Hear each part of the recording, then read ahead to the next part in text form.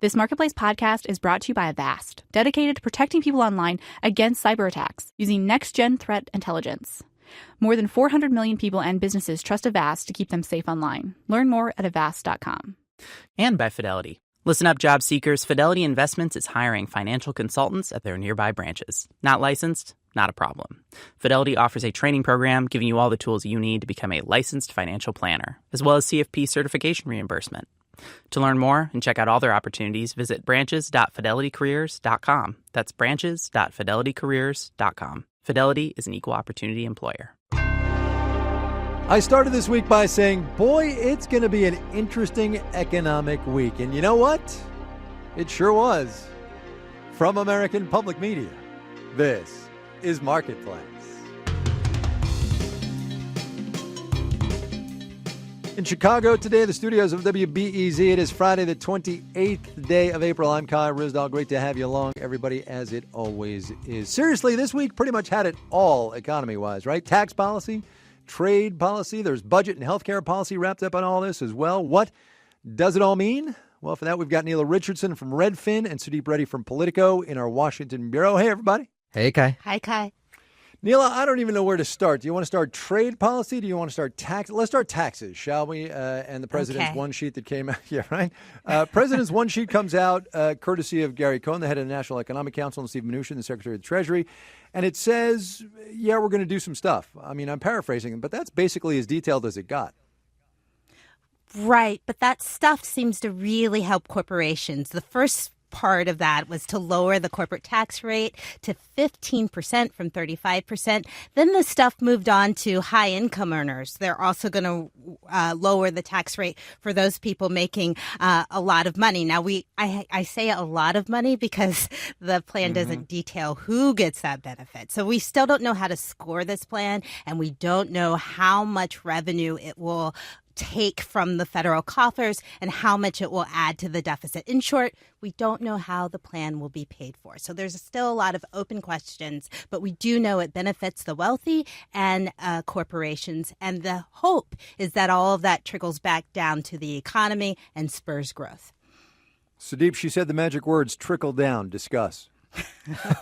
Trickle that down. Was by intention. Beautiful. The 80s are here again. We have seen in 100 days an extension of campaign bullet points, and that's still where we are right now. We saw the framework from the Trump campaign restated into what the administration calls broad general principles that will drive tax reform. Obviously, the big plan that came out this week was triggered by the president saying a bit too early that he actually had a plan, which it was not developed. There are hundreds of people working on developing a plan, but there is no plan yet. There are the same principles we've already had, and I do think the administration is going to make a serious push to get to that point, but it's going to be tough and it's going to be ugly, and it's got a lot of businesses and investors on edge waiting for what has been promised for more than a year, that there's going to be a big jolt to the economy coming from the most complicated tax overhaul in history and the biggest tax cut in history, and we have very little evidence that they're actually any closer to it. Yeah, all those superlatives, by the way, are according to the White House because historians will quibble. But, Neela, let me just quickly get back to your point. We don't know how this is going to be paid for, and more to the point, we don't know what Congress is going to do to this plan because they've got their own ideas. Paul Ryan and Kevin Brady on House Ways and Means, they have their own thoughts on this. They do. And what's really important, that is, if this plan adds to the deficit over the next 10 years, they not only need Republican support to pass it, they need Democrats to pass it. Oh, no, because that means that it has to benefit both the wealthy, the corporations, and the middle class. Everybody has to win. It has to be a win, win, win, win, win. And that is very hard to achieve with tax policy. Can we talk for a second, Sudeep, about trade policy and the fact that within, I think it was 3 hours at one point on Wednesday, we were out of NAFTA or going out of NAFTA, and then all of a sudden we were back in? It is a flexible policy and a flexible administration.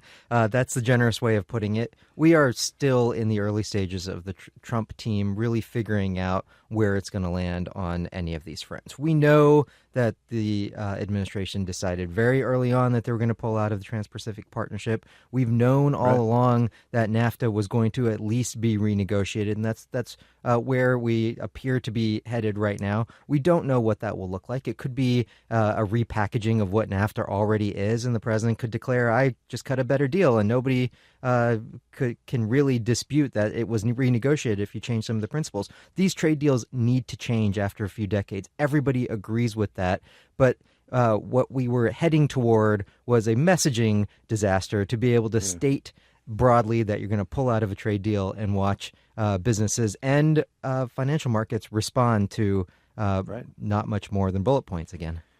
Words have meaning. Sudeep Reddy at Politico and Neela Richardson from Redfin. Thanks, you two. Thanks, Kai. Thank you, Kai. All right. Have a good weekend. On Wall Street today, it was a strong start, long, slow slide into the finish. We'll have the details when we do the numbers.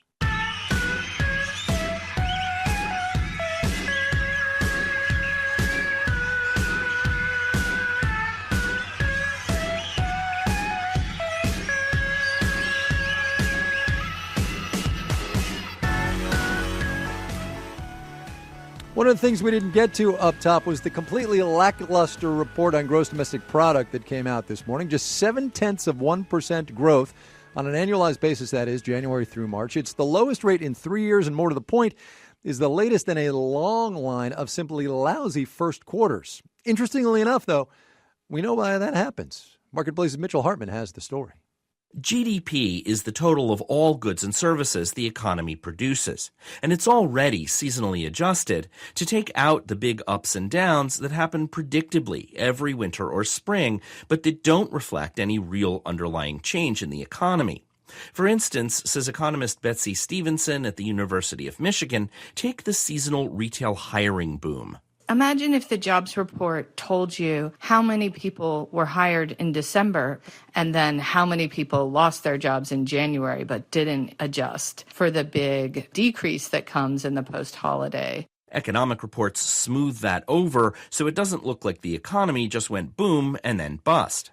Except, says Nariman Baravesh at IHS Markit, studies show that for GDP reports over the past 30 years, the first quarter is almost always low, and the second quarter is almost always high. And this is because the Commerce Department hasn't quite gotten that seasonal adjustment right. Economists call this problem residual seasonality, a failure to adjust for all the predictable dips and surges.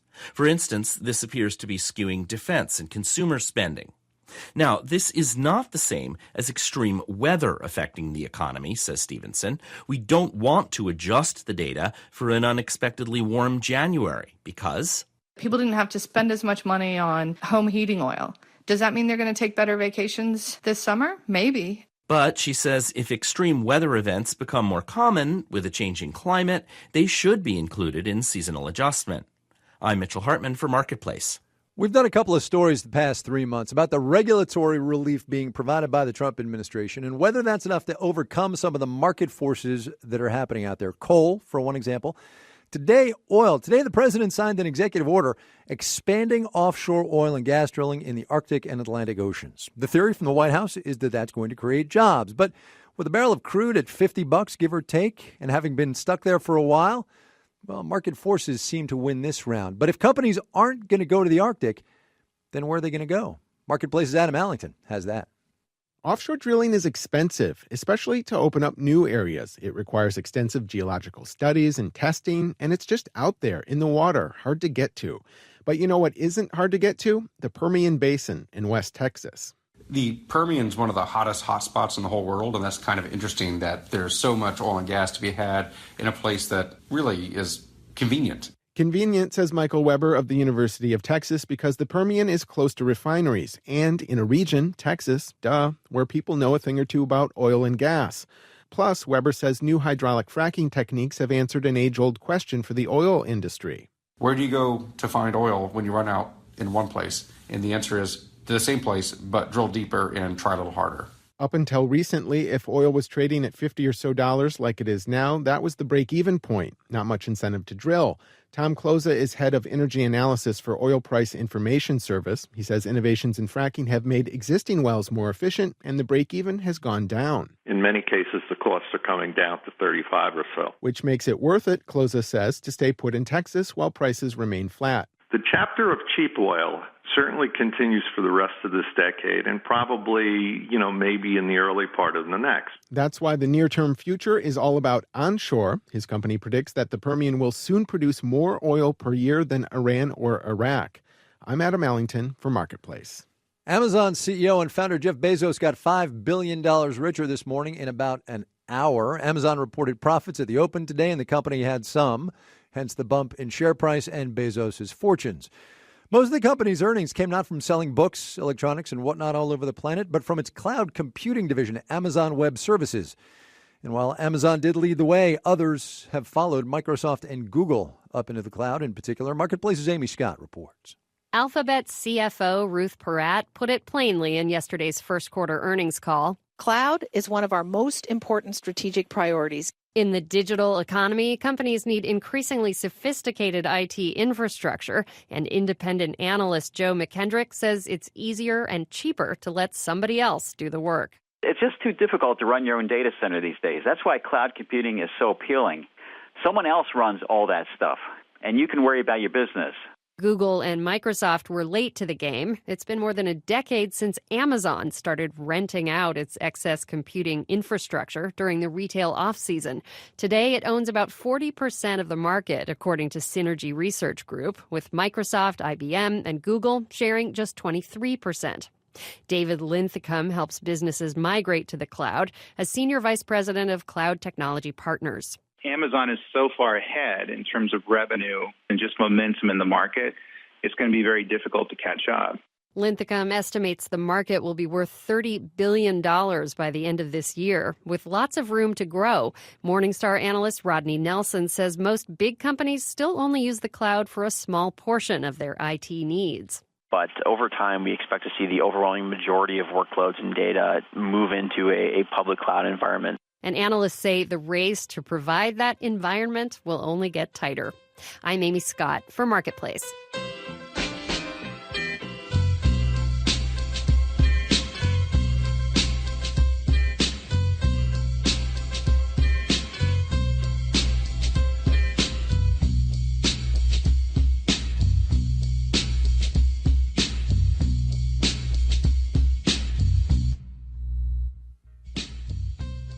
The standard line about the American military, you know, right? Be it uttered by politicians, celebrities, or spotted on bumper stickers. Support our troops. But hundreds of the actual people who do that day in and day out, helping service members and veterans and their families in what are called family assistance centers, just took a huge pay cut. Catherine Rempel is a columnist for the Washington Post and a regular here on Fridays, as you know. She wrote about this story earlier this week in the paper. Catherine, it's good to have you on. Good to be here. Tell me about these family assistance centers. What do they do?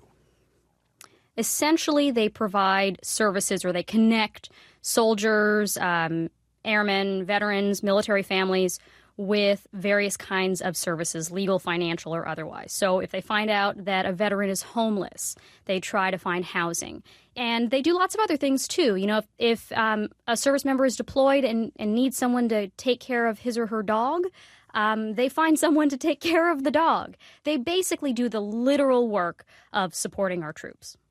And now for, I guess, the third time in the last 3-4-ish years, the contract between the National Guard Bureau and these centers has been adjusted, and the workers are paying the price, quite literally. Yes. So there were two different contracts for similar kinds of workers, not actually for the family assistance centers, but other kinds of government contract workers who do various kinds of services to help military families. In each of these three recent contracts, the new company won the bid by changing the classification of these workers to something that was lower paid. And in the case of the family assistance centers, that's what happened as well. So around the country, you are seeing this contract has been taken over, people's wages have been slashed, and everyone's quitting. How many people have left? How many jobs? I mean, do we know the scale of what's going on here? Yes, we have a sense of it. So there are about 400 people who were affected by these pay cuts. And when I asked the National Guard earlier this week how many vacancies there were, they said there were about 90. And of course, that does not count people who accepted the work but are actively looking for other jobs. You know, basically they're just trying to get this to tide them over, but are actively sending out resumes too. How much of a pay cut are we talking about here? On average, it's about a third. In some cases, people lost about half of their hourly pay. Depends on where they live and what their job title is. But in some cases, people are earning basically burger flipping wages. You know, they're earning $10 an hour here. What happens now? The head of the National Guard testified earlier this week in a Senate hearing and was asked about this. And he said that they were looking into it. Beyond that, I'm not sure. As I mentioned, there is a suggestion that these workers may be misclassified, and actually an outside organization, Good Jobs Nation, they advocate basically on behalf of government contract workers. They have filed a complaint with the Labor Department asking the Labor Department to investigate and look into whether these people are misclassified. If indeed they were, they would be owed back pay, of course, and potentially get a raise. And then, in theory, people would come and do this job again of actually supporting the troops. Yes, one would hope. As I said, these are very critical jobs, and you want those jobs to be well compensated as a result because you want good people in them doing this important work. Catherine Rempel is a Friday regular with us. More to the point, though, she's a columnist at the Washington Post, writing earlier this week about services and support for the troops. Catherine, thanks. Thank you.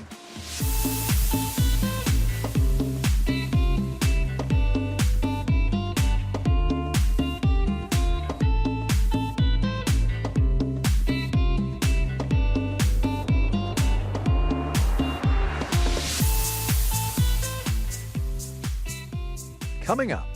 No, government don't care about none of us. Another visit to Erie, PA, where optimism, well, it's not for everybody. First, though, let's do the numbers. Dow Industrial's off 40 points today, about a 10%, closed at 20,940. The NASDAQ down a point, about flat, finished at 6,047. The S&P 500 off 4 points at 10%, 2384. For the 5 days gone by, Dow up 1.9%. The NASDAQ up 2.3%. The S&P 500 added 1.5%. 1.5% is another way to say that.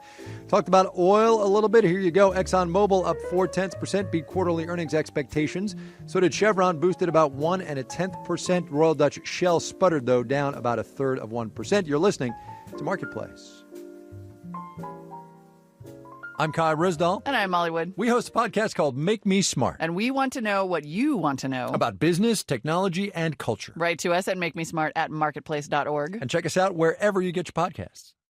This Marketplace podcast is brought to you by Goldman Sachs. Some of the most important questions facing the world today intersect with global capital markets. Climate change, autonomous driving, the future of China's economic growth. On Exchanges at Goldman Sachs, the firm's podcast, you'll hear discussions on topics with far-reaching implications like these, plus much more. Think of it as a place to get insights from some of the world's leading thinkers on markets, industries, and the global economy. That's Exchanges at Goldman Sachs, available on iTunes, Stitcher, SoundCloud, and Google Play, and at gs.com/podcast. And by Couchbase. You can't build tomorrow's innovation on yesterday's technology. That's why leading companies around the world trust the Couchbase data platform to power their modern web, mobile, and IoT applications. Couchbase offers unsurpassed agility and unparalleled performance at any scale in an easy-to-operate platform. Plus, it allows you to manage billions of records and terabytes of data, all while supporting millions of users. The Couchbase data platform includes Couchbase Server, which has SQL-like querying with high-performance indexing, Couchbase Lite, which is the first mobile NoSQL database, and Couchbase Sync Gateway, which keeps your data center and mobile devices in sync.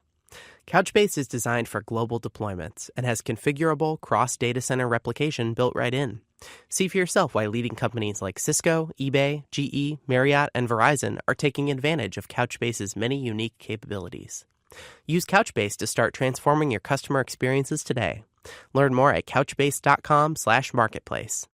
This is Marketplace. I'm Kai Risdall. We rolled out the latest Marketplace Edison Research poll this week, and among the many, many things we asked was what people thought would happen economically were we to build the wall. 57% of Americans think building a wall on our southern border would hurt the economy. Of the millions of undocumented immigrants already in this country, more than 100,000 are estimated to live in Austin, Texas.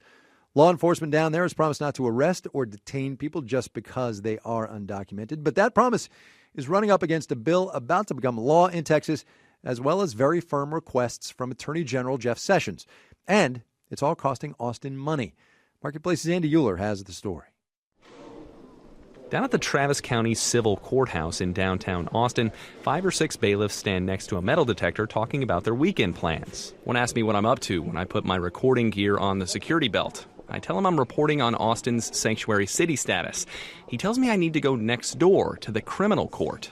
Armed Immigration and Customs Enforcement agents entered the courthouse several weeks ago and rounded up undocumented immigrants, according to Travis County Judge Sarah Eckhart. She calls it a raid that undermined her work. This, I would submit, is not about sanctuary cities. I would submit that this is straight-up political retribution. A U.S. judge found that the raid was retaliation for the county refusing to cooperate, though ICE characterized the operation as routine. There's been financial retaliation, too. Texas Governor Greg Abbott cut $1.5 million from Travis County's budget. Eckhart says that will mean cuts to social services, a punishment from the state that doesn't fit the supposed crime. They are court programs, they are parks programs, they are emergency and disaster programs. Not one of them has anything to do with immigration. She estimates 4,600 people will lose services, many of them undocumented immigrants. Austin Mayor Steve Adler says when ICE raided the court, it also hit other locations. That's ruined trust between the immigrant community and local law enforcement and undercut Austin's outreach efforts to immigrants. We find that the social service that we're providing to families and children are not having their clients show up in increasing numbers. Mayor Adler went to D.C. to meet with Attorney General Jeff Sessions. He wants clarity on what sanctuary city means in the eyes of the feds. Lots of other mayors do, too. And it's not just government or law enforcement having trouble reaching immigrants due to all the confusion and fear. Justin Estep runs the Immigration Law Clinic at Catholic Charities of Central Texas. Even when we try to put on informational clinics, one of the first questions we get is, how do we know that, since y'all are advertising this, that ICE isn't just going to park outside of the event and, collect documents as people exit? Schools, hospitals, and churches are what ICE calls sensitive locations. That means agents aren't supposed to arrest people there, but it's not a hard and fast rule. Courthouses are not on that list. In a statement to Marketplace, ICE said the agency does arrest targets at courthouses, but only after investigating officers have exhausted other options. Travis County Judge Eckhart says if local police have to detain anyone who can't prove they're here legally, she's going to have a space problem. We can manage a population of about 2,700 people in our Travis County Jail. We are right up at our population limit currently. If we are conscripted as an ICE detention facility, that means we are holding individuals for the federal government instead of holding individuals that we feel are a public safety threat. And if Travis County doesn't agree to hold those people, it could be breaking federal law. That could mean losing $52 million in federal grants for parks, highways, all kinds of things. She's part of a team drafting a new county budget in case that happens. What we're looking at is either you cut services because you no longer have this grant revenue source, or you replace the grant revenue source either with borrowed one-time funds or with a tax increase. It's looking like Austin and Travis County will have to move some money around. This week, the Texas legislature passed a bill that makes sanctuary city practices illegal. It also calls for any sheriffs or police chiefs who don't comply with ICE to be fired, like Travis County Sheriff Sally Hernandez. Judge Eckhart says Travis County will continue to contest it. The fight over federal funding for sanctuary cities is tied up in court. I'm Andy Euler for Marketplace.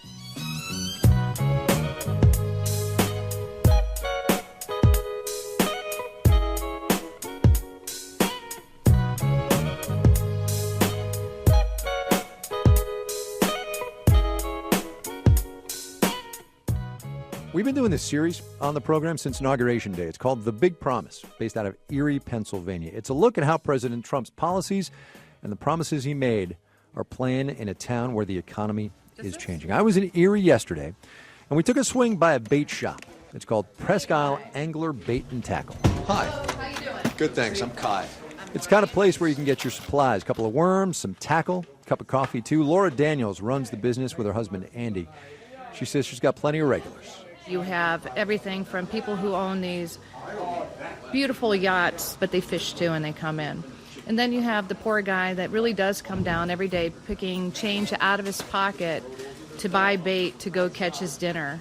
But it's also a place for folks to just listen, too. What's the most important thing for you in this economy right now? In this area, it's a little troublesome because obviously we're an industrial town that is on its last leg of the great days of industry. GE Transportation used to be the biggest employer around town. The company cut a third of its remaining workforce the past couple of years, a workforce, I should say, already well down from its peak. And manufacturing hasn't just been from GE either. Hammermill Paper, American Meter, Steris have also up and gone. That whole thing has changed Erie from the kind of place this guy knew. Patrick Fioravanti. Grow up in Erie? Yes. How old are you? 60. You're working or you're retired? Retired. From what? General Electric. What'd you do? I worked at the water treatment plant. For how many years? 42 years. Started when you were 18 at GE? 17. 17. Left at 60. Was employed for 42 years, 3 months, and 20 days. Do you think government cares about you anymore? No, government don't care about none of us. Why do you believe that? Just from what I see. They say they do, but it's every man for himself. That's the same thing we heard in the last round of polling we did with Edison Research. Nearly 3/4 of the people in this country feel Washington has just forgotten about them. And here in this bait shop, a reminder of what that can feel like in the day-to-day from a guy named Mike Torak. So what's the most important thing for you in this economy? Providing for my children in that, mostly. So when the political conversation turns to health care and tax reform... Yeah, I don't like to get involved in all that stuff. I hate politics. I don't listen to it, don't watch it. I don't like those headaches. More stories from Erie, Pennsylvania as our series, The Big Promise, continues next week. You can check out all the rest of the coverage online at marketplace.org.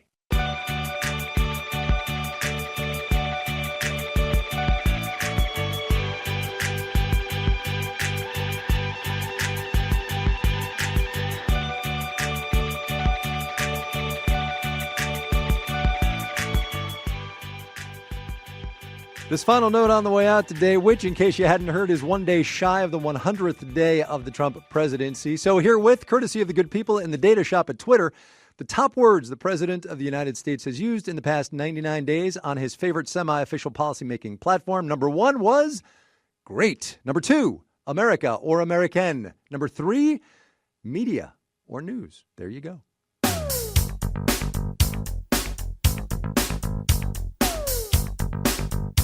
Holy cow, look at the time. We got to go. The Dow off about 40 today. The NASDAQ basically flat. S&P 500 down 4 points. Theme music was composed by B.J. Liederman. The show is produced by Nancy Fargali. Sitar Nieves is the executive producer. Deborah Clark is the senior vice president and general manager. I'm Kai Rizdal. We'll see you Monday, everybody. Have a good weekend, all right? Oh, and yeah, this is 8 p.m. This Marketplace podcast is brought to you by Fidelity. Listen up, job seekers. Fidelity Investments is hiring financial consultants at their nearby branches. Not licensed? Not a problem. Fidelity offers a training program giving you all the tools you need to become a licensed financial planner, as well as CFP certification reimbursement. To learn more and check out all their opportunities, visit branches.fidelitycareers.com. That's branches.fidelitycareers.com. Fidelity is an equal opportunity employer.